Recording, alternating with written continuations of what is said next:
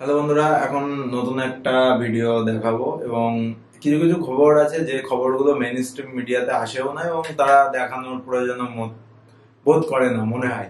তো এই টাইপেরই কিছু সাইডে বাদ পড়ে যাওয়া জিনিসপত্রর ভিডিও দেখতেই এই চ্যানেলটা অবশ্যই সাবস্ক্রাইব করো।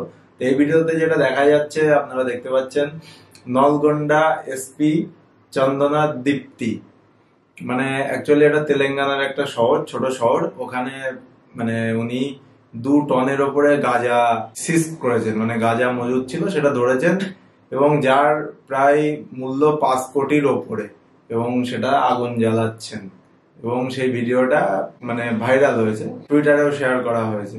তো এটা একটা বিশাল ব্যাপার, 5 কোটি টাকার গাঁজা কেস, এবং সেটা সলভ করে জিনিসটা ধরে আগুনে পোড়ানো এবং সেটা দেখাচ্ছে সবাইকে। কারণ এই কারণেই দেখাচ্ছে যাতে মানুষ সচেতন হয় এবং গাঁজা সেবন থেকে বেরিয়ে আসে।